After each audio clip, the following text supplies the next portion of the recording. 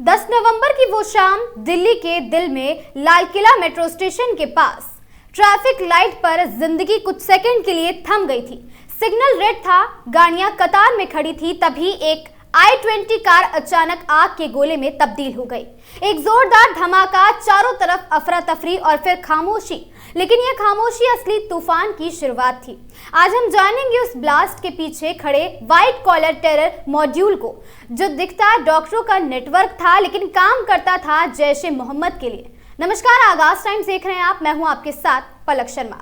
जांच एजेंसियों के अनुसार ये कोई आम आतंकी गिरोह नहीं था। इस मॉड्यूल के सदस्य सभी उच्च शिक्षित डॉक्टर थे, जिन्होंने स्टेथोस्कोप के पीछे छुपा रखा था बारूद का खेल। जी हां, आपको बता दें, दिल्ली ब्लास्ट के बाद जब फरीदाबाद में छापेमारी हुई तो एक नाम सामने आया, डॉक्टर शाहीन शाहिद का।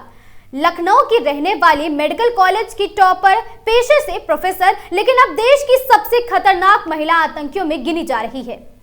फरीदाबाद से गिरफ्तार शाहीन ने पूछताछ में कबूल किया है, वह पिछले 2 साल से विस्फोटक जमा कर रही थी। एजेंसियों को RDX वायरिंग सिस्टम और साथ ही डिटोनेटर मिले, जो दिल्ली ब्लास्ट में इस्तेमाल किए गए हैं, मटेरियल से मैच कर रहे हैं। सूत्रों के मुताबिक शाहीन फरीदाबाद की अल फलाह यूनिवर्सिटी में अपने साथियों के साथ टेरर नेटवर्क चला रही थी। इस यूनिवर्सिटी को आतंकी गतिविधियों का एक नया सेफ जोन माना जा रहा है। इसी यूनिवर्सिटी में उसकी मुलाकात हुई कश्मीर के डॉक्टर मुजम्मिल शकील से, वही मुजम्मिल जिसने शाहीन को जैश-ए मोहम्मद के महिला विंग जमात उल मोमिनात से जोड़ा है। आपको बता दें, शाहीन की कहानी यहीं से बदल गई। शादी, तलाक और फिर नई पहचान। महाराष्ट्र के नेत्र रोग विशेषज्ञ डॉक्टर जफर हयात से तलाक के बाद शाहीन की जिंदगी में आया मुजम्मिल। दोनों की नजदीकियां बढ़ी और शाहीन डॉक्टर से जैश की महिला कमांडर बन गई। पुलिस कहती है कि शाहीन मुजम्मिल और उसके साथियों के साथ मिलकर दिल्ली, मुंबई और लखनऊ में एक के बाद एक हमले की साजिश रची थी। अब तक जांच एजेंसियों की ओर से और पुलिस ने 6 डॉक्टरों के नाम सामने कर दिए हैं। पहला, डॉक्टर शाहीन सईद, 45 वर्षीय, लखनऊ की रहने वाली, मुजम्मिल की करीबी। दूसरा, डॉक्टर मुजम्मिल शकील, 36 वर्षीय, पुलवामा से 2900 किलो विस्फोटक जुटाने का आरोपी। तीसरा, डॉक्टर आदिल अहमद, 38 वर्षीय, काजी कुंड, कश्मीर, घर से AK-47 और धमकी भरे पोस्टर मिले हैं। चौथा, सज्जाद अहमद, 32 वर्षीय, पुलवामा से, उमर का दोस्त और फील्ड मॉड्यूल नेटवर्क कनेक्टर। और साथ ही डॉक्टर परवेज अंसारी, 41 वर्षीय, लखनऊ में छापा, फोन और डॉक्यूमेंट्स बरामद हुए हैं इनके पास से। और साथ ही छठा, डॉक्टर तजामुल अहमद मलिक, कुलगाम से, जैश नेटवर्क से सीधा जुड़ाव था इनका। आपको बता दें, जांच में सबसे चौंकाने वाली बात यह थी कि ये सभी डॉक्टर किसी न किसी तरह फरीदाबाद के उस व्हाइट कॉलर टेरर मॉड्यूल से जुड़े थे जहां से विस्फोटक सामग्री मिली है।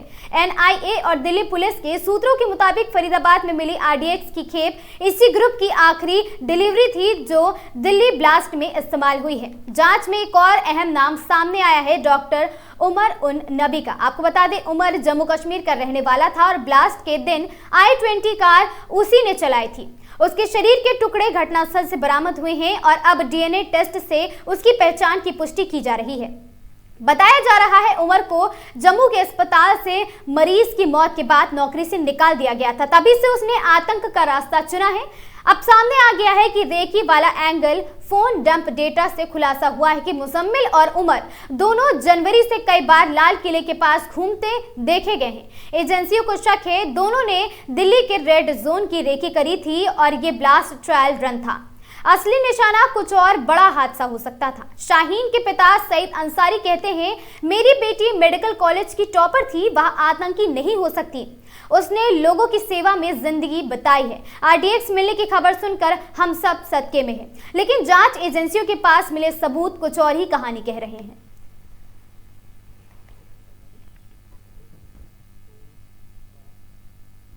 दिल्ली ब्लास्ट ने देश के सामने एक नया चेहरा खोला है, वो आतंक जो अब बंदूक नहीं डिग्री के पीछे छुपा है। जिन हाथों में लोगों की जान बचनी चाहिए थी, वो अब जान लेने पर उतारू हैं। फरीदाबाद से लेकर पुलवामा तक फैला यह डॉक्टर नेटवर्क अब राष्ट्रीय सुरक्षा एजेंसियों के रडार पर है। जांच में जो कहानी उभर रही है वो सिर्फ एक ब्लास्ट की नहीं बल्कि एक शिक्षित आतंक की है, जो खामोशी से सिस्टम में जड़ें जमा चुका है। दिल्ली की सड़कों पर हुई वो एक कार ब्लास्ट की गूंज गूंज अब देश भर के लैब्स, कॉलेज और यूनिवर्सिटीज तक पहुंच चुकी है। यह मामला सिर्फ आतंक का नहीं, भरोसे के टूटने का है, क्योंकि जब डॉक्टर की मौत का सौदागर बन जाता है तब समाज को सोचना होगा। हमारा सबसे बड़ा खतरा अब अनपढ़ नहीं बल्कि वो लोग हैं जो पढ़े लिखे होकर भी अंधे रास्ते पर निकल पड़े हैं। ये था दिल्ली ब्लास्ट का वो सच जो डॉक्टरों की ओट में छिपा था। देखना मत भूलिए आगाज टाइम्स के साथ।